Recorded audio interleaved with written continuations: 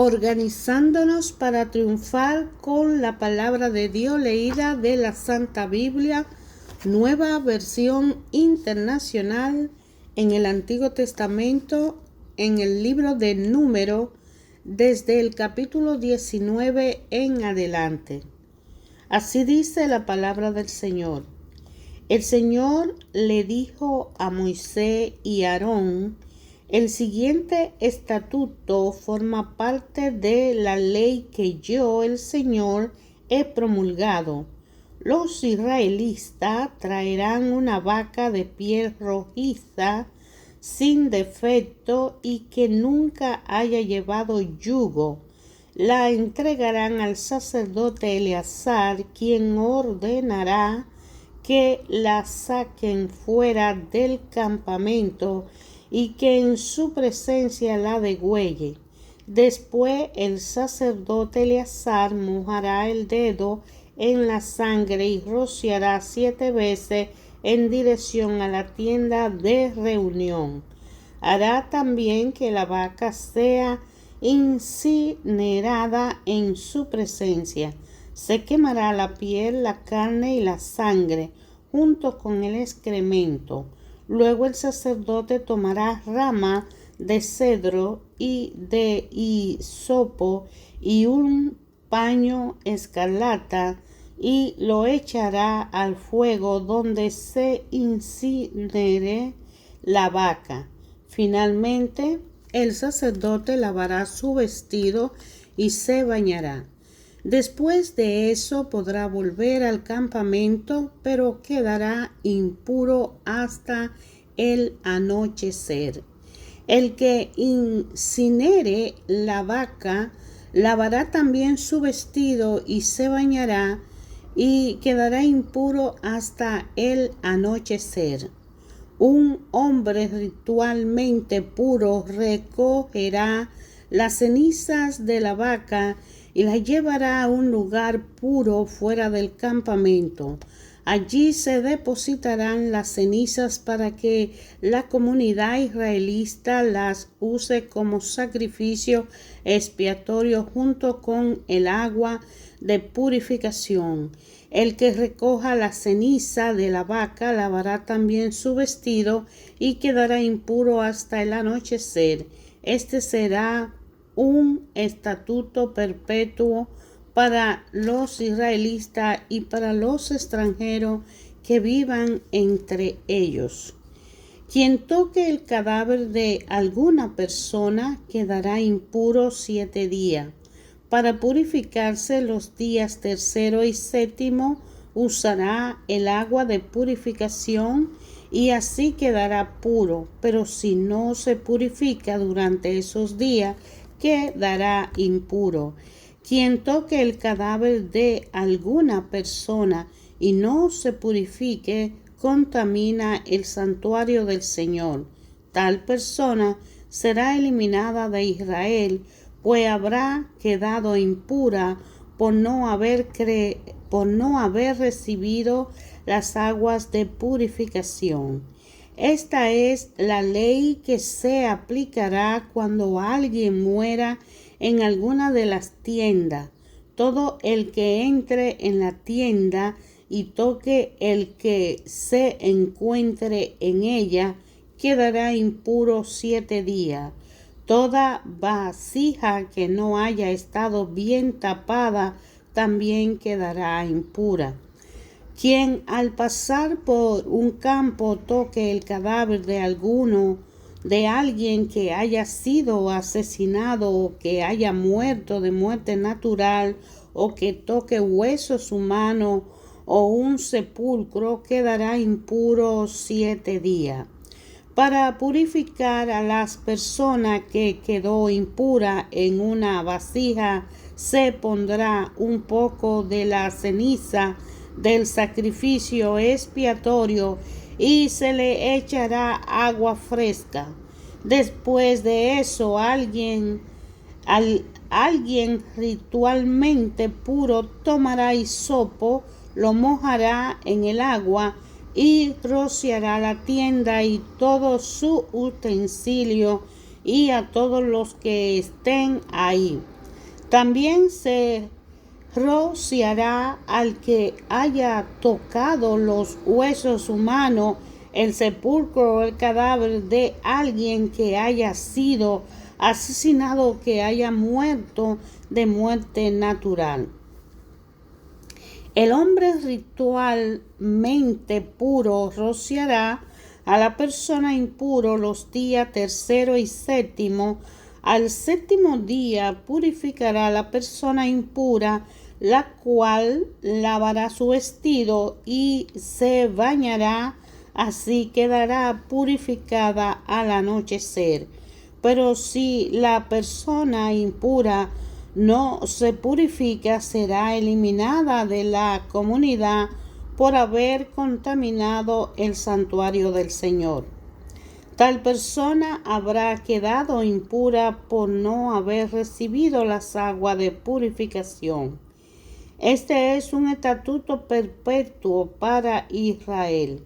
El que rocía con las aguas de purificación también lavará su vestido, y quien toque el agua de purificación quedará impuro hasta el anochecer. Todo lo que el impuro toque quedará impuro, y quien lo toque a él también quedará impuro. Toda la comunidad israelita llegó al desierto de Zin el mes primero y acampó en Cades. Fue allí donde Miriam murió y fue sepultada. Como hubo una gran escasez de agua, los israelitas se amotinaron contra Moisés y Aarón y le reclamaron a Moisés: ojalá el Señor nos hubiera dejado morir junto con nuestros hermanos. ¿No somos acaso la asamblea del Señor? ¿Para qué nos trajiste a este desierto a morir con nuestro ganado? ¿Para qué nos sacaste de Egipto y nos metiste en este horrible lugar? Aquí no hay semilla, ni higuera, ni viñas, ni ganado, y ni siquiera hay agua. Moisés y Aarón se apartaron de la asamblea y fueron a la entrada de la tienda de reunión, donde se postraron rostro en tierra. Entonces la gloria del Señor se manifestó ante ellos. Y el Señor le dijo a Moisés: toma la vara y reúne a la asamblea. En presencia de esta, tú y tu hermano le ordenarán a la roca que dé agua. Así harán que de ella brote agua, y darán de beber a la asamblea y a su ganado. Tal como el Señor se lo había ordenado, Moisés tomó la vara que estaba ante el Señor. Luego Moisés y Aarón reunieron a la asamblea frente a la roca, y Moisés dijo: escuchen, rebelde, ¿acaso tenemos que sacarle agua de esta roca? Dicho esto, levantó la mano y 2 veces golpeó la roca con la vara, y brotó agua en abundancia, de la cual bebieron la asamblea y su ganado. El Señor le dijo a Moisés y Aarón: por no haber confiado en mí, ni haber reconocido mi santidad en presencia de los israelitas, no serán ustedes los que lleven a esta comunidad a la tierra que le he dado. A esta agua se le conoce como fuente de Meribá, porque fue allí donde los israelitas le hicieron reclamaciones al Señor y donde Él manifestó su santidad. Desde Cades, Moisés envió emisario al rey de Edom con este mensaje: Así dice tu hermano Israel, tú conoces bien todos los sufrimientos que hemos padecido. Sabe que nuestros antepasados fueron a Egipto, donde durante muchos años vivimos, y que los egipcios nos maltrataron a nosotros y a nuestros padres. También sabes que clamamos al Señor y que Él escuchó nuestra súplica y nos envió a un ángel que nos sacó de Egipto.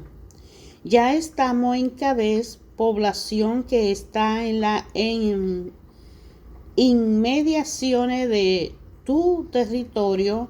Solo te pedimos que nos dejes cruzar por tus dominios. Te prometo que no estaremos en ningún campo ni viña, ni beberemos agua de ningún pozo. Nos limitaremos a pasar por el camino real sin apartarnos de él para nada hasta que salgamos de tu territorio. Pero el rey de Edom le mandó a decir: ni siquiera intenten cruzar por mis dominios. De lo contrario, saldré con mi ejército y los atacaré. Los israelitas insistieron: solo pasaremos por el camino principal, y si nosotros o nuestro ganado llegamos a beber agua de tus pozos, te los pagaremos. Lo único que pedimos es que no permita pasar por él. El rey fue tajante en su respuesta: por aquí no pasarán. Y salió contra ellos con un poderoso ejército, resuelto a no dejarlo cruzar por sus territorios. Así que los israelitas se vieron obligados a ir por otro camino. Toda la comunidad israelita partió de Cades y llegó al monte de Hor, cerca de la frontera de Edom. Allí el Señor le dijo a Moisés y a Aarón: pronto Aarón partirá de este mundo, de modo que no entrará en la tierra que le he dado a los israelitas, porque ustedes dos no obedecieron la orden que le di en la fuente de Meribá. Así que lleva a Aarón y a su hijo al monte Hor. Allí le quitará a Aarón sus vestiduras sacerdotales y se la pondrá a su hijo Eleazar, pues allí Aarón se reunirá con sus antepasados. Moisés llevó a cabo lo que el Señor le ordenó a la vista de todo el pueblo. Los tres subieron al monte Hor. Moisés le quitó a Aarón las vestiduras sacerdotales y se las puso a Eleazar. Allí en la cumbre del monte murió Aarón. Luego Moisés y Eleazar descendieron del monte, y cuando el pueblo se enteró de que Aarón había muerto, lo lloró 30 días. Cuando el cananeo que reinaba en la ciudad de Arad y vivía en el Neguev se enteró de que los israelitas venían por el camino de Atarim, los atacó y capturó a algunos de ellos. Entonces el pueblo de Israel hizo este voto al Señor: si tú nos aseguras la victoria sobre este enemigo, destruiremos por completo sus ciudades. El Señor atendió a la súplica de los israelitas y le concedió la victoria sobre los cananeos, a los que destruyeron por completo junto con sus ciudades. Por eso a aquel lugar se le llamó Hormat. Los israelitas salieron del monte Hor por la ruta del Mar Rojo, bordeando el territorio de Edom. En el camino se impacientaron y comenzaron a hablar contra Dios y contra Moisés. ¿Para qué nos trajeron ustedes de Egipto a morir en este desierto? Aquí no hay pan ni agua, ya estamos hartos de esta pésima comida. Por eso el Señor mandó contra ellos serpiente venenosa para que lo mordieran, y muchos israelitas murieron. El pueblo se acercó entonces a Moisés y le dijo: hemos pecado al hablar contra el Señor y contra ti. Ruégale al Señor que nos quite esas serpientes. Moisés intercedió por el pueblo y el Señor le dijo: hazte una serpiente y ponla en un asta. Todo lo que vean, lo que sea mordido y la miren, vivirán. Moisés hizo una serpiente de bronce y la puso en una asta. Los que eran mordidos por serpiente miraban a la serpiente de bronce y vivían. Los israelitas se pusieron en marcha y acamparon en Obot. De allí partieron y acamparon en Liet Abarim, que está en el desierto al oriente de Moab. De allí partieron y acamparon en el valle de Seré. De allí partieron y acamparon al otro lado del río Arnón, que está en el desierto que se extiende desde el territorio de los amorreos. El río Arnón sirve de frontera entre el territorio de los moabitas y el de los amorreos. Por eso puede leerse en el libro de las guerras del Señor. Hacia el Mar Rojo, los valles y el Arnón. La ladera de los valles que se extienden hasta la región de Ar y la frontera de Moab. De allí continuaron hasta ver el pozo donde el Señor le dijo a Moisés: reúne al pueblo y les dará agua. En esa ocasión Israel tomó este cántico: que brote el agua, que cante el pozo, pozo que el gobernante cavó con su cetro y que el noble abrió con su vara. Desde el desierto se dirigieron a Mataná, de Mataná a Nahaliel, de Nahaliel a Bamos, y de Bamos al valle que está en la región de Moab, hasta la cumbre del monte Piga, desde donde puede verse el desierto de Jesimón. Israel envió emisario a Sihón, rey de los amorreos, con este mensaje: te pido que nos deje pasar por tus dominios. Te prometo que no entraremos en ningún campo ni viñas, ni beberemos agua de ningún pozo. Nos limitaremos a pasar por el camino real hasta que salgamos de tu territorio. Pero Sihón no dejó que los israelitas pasaran por sus dominios. Más bien, reunió a sus tropas y salió a hacerle frente en el desierto.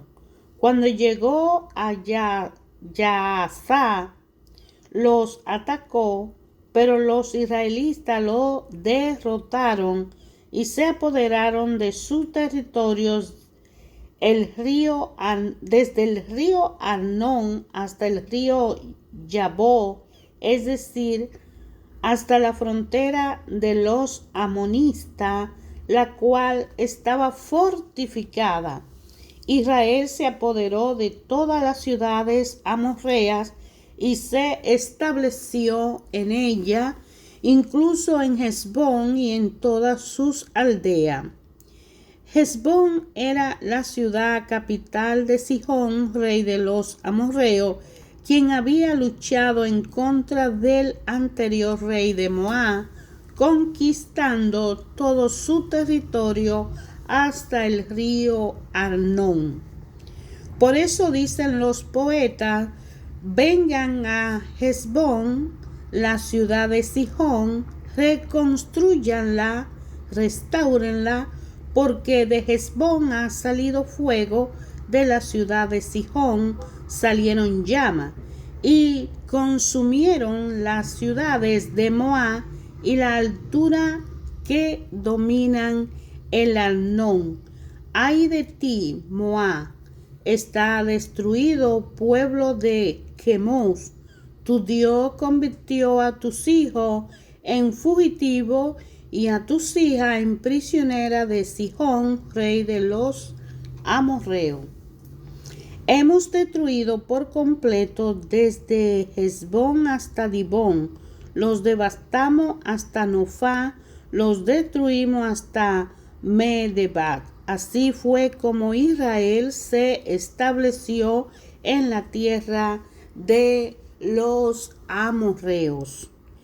Moisés también envió a explorar a Jazer, y a los israelitas se apoderaron de sus aldeas, expulsaron a los amorreos que vivían allí. Al volver tomaron el camino de Basán. Fue allí donde Og, el rey de Basán, salió con su ejército para hacerle frente en Edrei. Pero el Señor le dijo a Moisés: no le tenga miedo, porque voy a entregar en tus manos a Og y a su ejército y a su territorio. Hará con él lo mismo que hiciste con Sihón, el rey de los amorreos, que vivía en Hesbón. Así fue como los israelitas mataron a Og, a sus hijos y a todo su ejército, hasta no dejar sobreviviente, y se apoderaron de su territorio. Los israelitas se pusieron otra vez en marcha y acamparon en la estepa de Moab, al otro lado del Jordán, a la altura de Jericó. Cuando Balá, hijo de Zippor, se dio cuenta de todo lo que Israel había hecho con los amorreos, los moabitas sintieron mucho miedo de los israelitas. Estaban verdaderamente aterrados de ellos, porque eran un ejército muy numeroso. Entonces dijeron los moabitas a los ancianos de Medián: esta muchedumbre barrerá con todo lo que hay a nuestro alrededor, como cuando el ganado barre con la hierba del campo. En aquel tiempo Balá, hijo de Zippor, era rey de Moab. Así que mandó llamar a Balaam, hijo de Beor, quien vivía en Petor, a orilla del río Éufrates, en la tierra de los amabitas.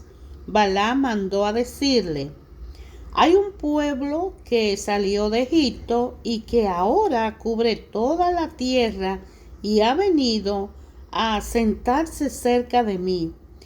Te ruego que venga y los maldiga por mí a este pueblo, porque es más poderoso que yo. Tal vez así pueda yo vencerlo. y echarlo fuera del país. Yo sé que a quien tú bendices queda bendito, y a quien tú maldices queda maldito. Los ancianos de Moab y de Madián fueron a darle a Balaam el mensaje que Balac le enviaba, y llevaron consigo dinero para pagarle sus conjuros. Balaam lo invitó a pasar allí la noche, prometiendo comunicarle después lo que el Señor le dijera. Y los gobernantes se alojaron con él. Dios se le apareció a Balaam y le dijo: ¿quiénes son estos hombres que se alojan contigo? Balaam respondió: son los mensajeros que envió Balac, hijo de Zippor, que es el rey de Moab. Lo envió a decirme: un pueblo que salió de Egipto cubre ahora toda la tierra. Ven y échale una maldición por mí. Tal vez así pueda yo luchar contra ellos y echarlo fuera de mi territorio. Pero Dios le dijo a Balaam: no irá con ellos, ni pronunciará ninguna maldición sobre los israelitas, porque son un pueblo bendito. Al otro día Balaam se levantó y le dijo a los gobernantes enviados por Balac: regresen a su tierra, porque el Señor no quiere que yo vaya con ustedes. Los gobernantes moabitas regresaron a donde estaba Balac y le dijeron: Balaam no quiere venir con nosotros.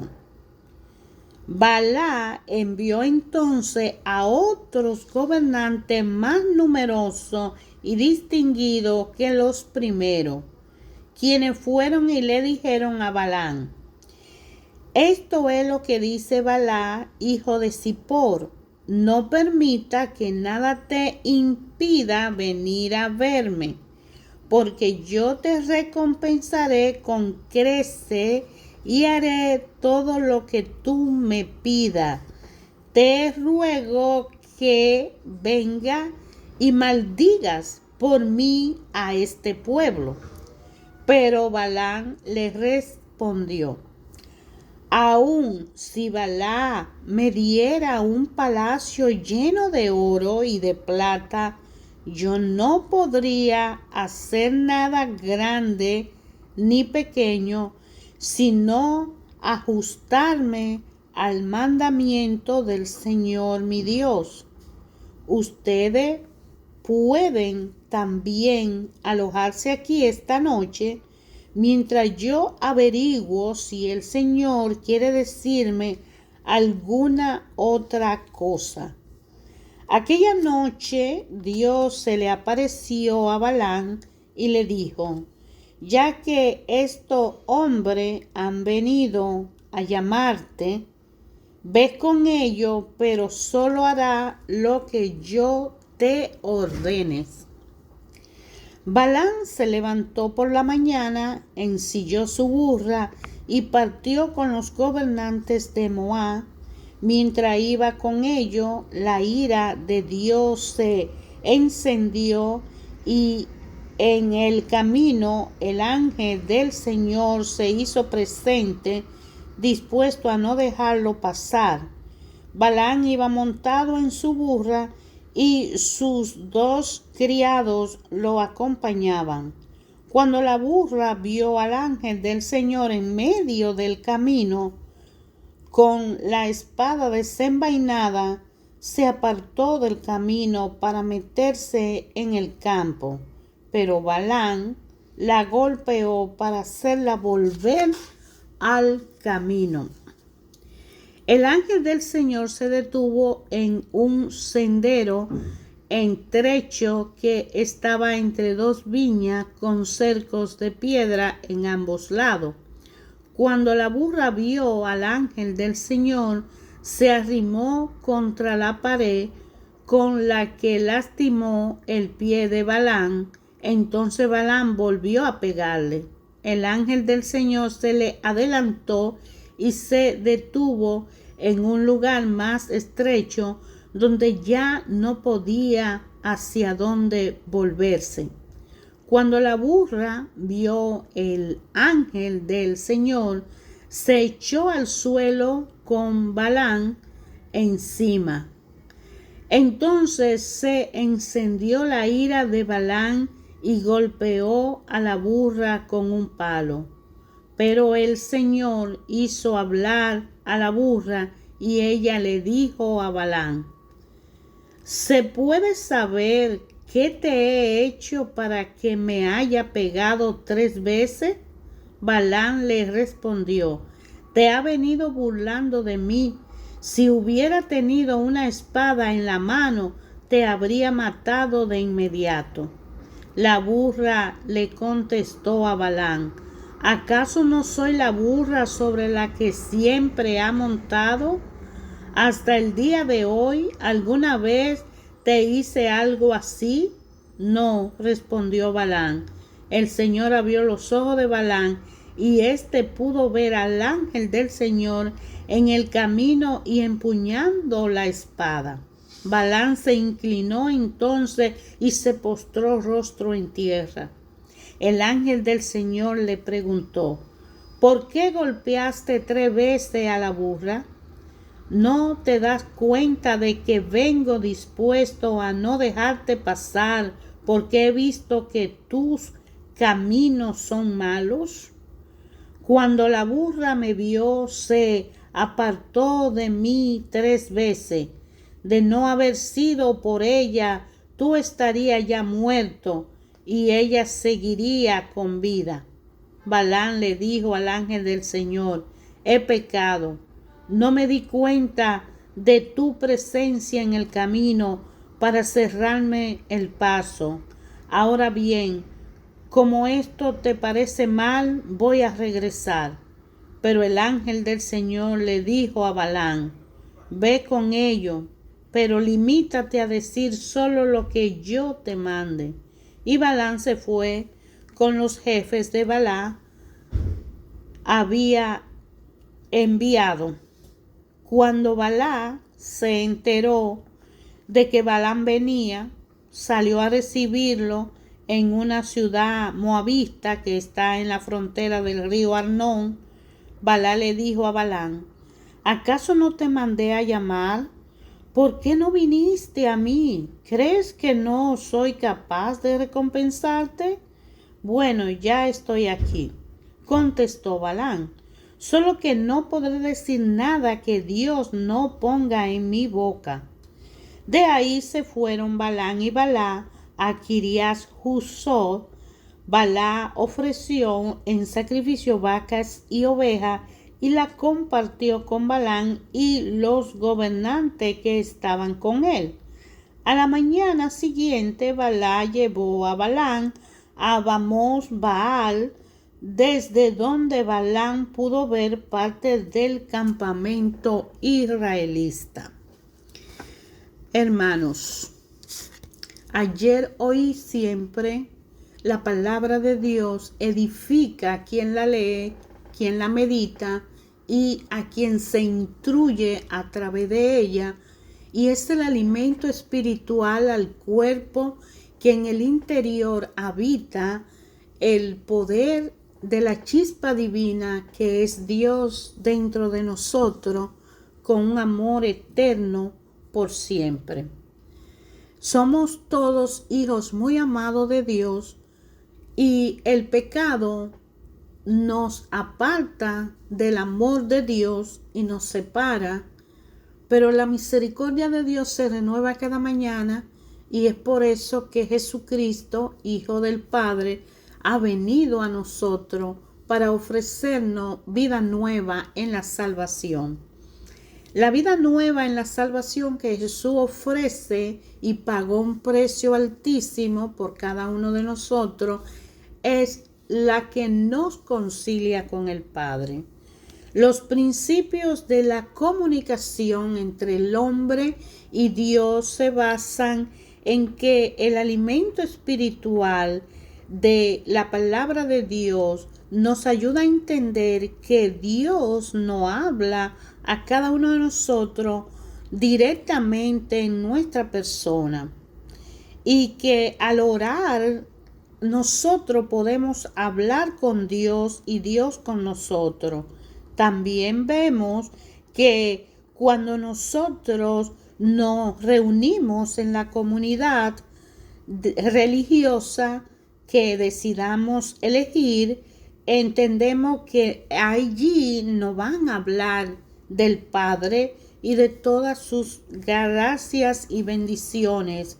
Y sabemos que hay una responsabilidad en cada nosotros de testificar, de hablar de Él.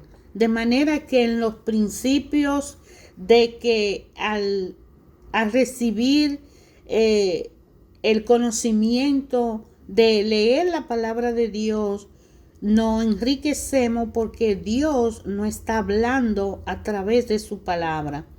Entonces, al orar, nosotros podemos hablar con Dios y Dios con nosotros.